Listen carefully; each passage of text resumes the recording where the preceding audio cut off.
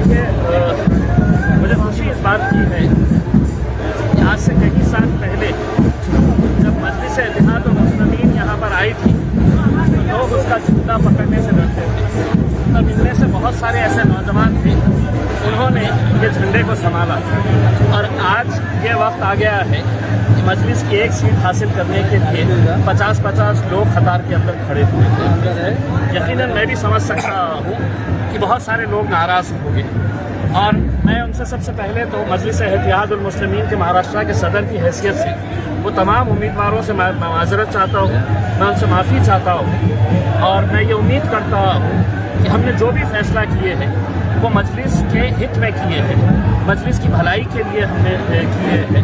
यकीनन जब 50 लोग रहेंगे और किसी एक उम्मीदवार को अगर देना है, बाकी उम्मीदवार किसी भी लिहाज से कम थे ऐसा नहीं है, वो भी उतने ही काबिल थे, लेकिन बहुत सारे वजूहात को सोचते समझते हुए हमने ये फैसला लिया है।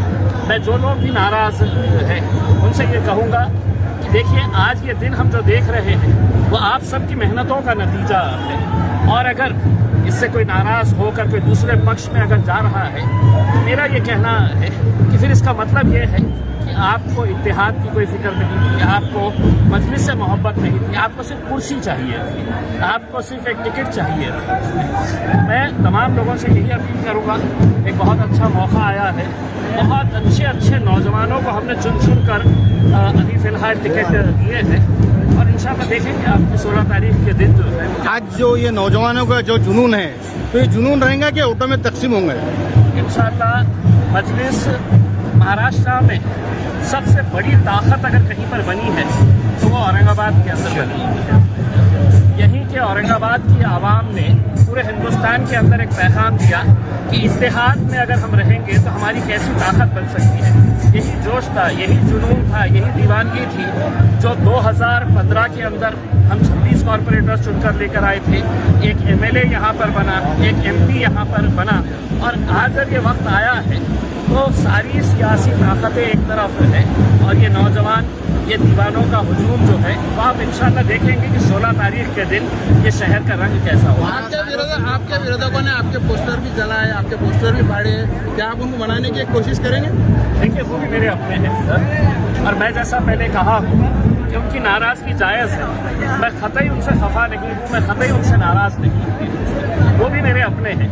लेकिन जैसा मैंने आपको बताया है, अगर किसी एक को अगर हम टिकट देते हैं तो बाकी जितने भी उम्मीदवार हैं उनको भी ऐसा लगता है कि यार ये टिकट मुझे मिलना चाहिए था। कुछ उसको कबूल कर लेते हैं और कुछ जो है वो इल्ज़ाम लगाते हैं, तहमतें लगाते हैं। लेकिन मैं इतना कहना चाहूँगा, जब तक मेरे क़ायद बैरिस्टर असदुद्दीन अवैसी साहब का यकीन और भरोसा मेरे ऊपर है तो तब तक मैं मजलिस को मजबूत करने के लिए हर कोशिश करता रहूँगा और मेरे साथ ये जितने भी जियाले हैं, ये जितने भी नौजवान हैं, इंशाल्लाह मजलिस को आगे लेकर जाएंगे। उनका कहना है कि एमआईएम का विरोध नहीं है, इम्तियाज जलील का विरोध है। ठीक है, हो सकता है ना, अगर असदुद्दीन अवैसी साहब ने इख्तियार अगर मुझे दिए थे कि आप अगर ये फैसला करें करके, मुझे उनसे सिर्फ एक ही सवाल करना है कि आप मुझे ये बता दें कि ऐसा कौन सा उम्मीदवार है जो आपको लगता है कि इम्तियाज जलील ने गलत फैसला लिया है। अगर गलत फैसला लिया होता तो इतनी सारी हुजूम जो है वो उनके साथ नहीं रहता था। ठीक है, जो ख्वाहिशमंद थे, जिनको ऐसा लगता था कि हमें मिलना चाहिए, नहीं मिला, लेकिन इसका मतलब ये नहीं है कि वो मजलिस ही नहीं है। वो कल भी हमारे थे, आज भी हमारे हैं और आने वाले वक्त के अंदर भी। आप मुझे जो कहना है कह दीजिए, लेकिन मैं आपको एक कट्टर मजलिसी समझता हूँ और आगे भी समझता हूँ। खासतौर उसामा को लेकर उनके अंदर नाराजगी है। देखिए, नौजवान लड़के हैं, पार्टी के साथ जुड़े हैं। अगर एक नौजवान आया है तो हमारे पास हाजी शेरू जैसे बुजुर्ग भी आज जुड़े हुए हैं। मेरे हिसाब से आप मजलिस को अगर हमें आगे लेकर जाने का है तो हम सब साथ में मिलकर आएंगे तो ही हम एक ताकत बनेंगे। नाराज़गी है, थोड़े वक्त के लिए है, इंशाल्लाह हम जाएंगे, मनाएंगे और किसी भी अगर जैसा किसी को लगता है कि मेरी तरफ से कुछ नाइंसाफ़ी हुई है तो मैं आज से तहे दिल से मैं सर झुकाकर आप लोगों से माजरत चाहता हूँ, माफ़ी चाहता हूँ। लेकिन हम इस इत्तेहाद को तोड़े ही नहीं, बस यही है। छोटी छोटी बातें होती हैं सियासत के अंदर, अनुशांति भी हमारे अपने हैं और मजलिस की एक बहुत बड़ी ताकत है। एक नौजवान है अच्छा चेहरा था, इसी वजूहत की वजह से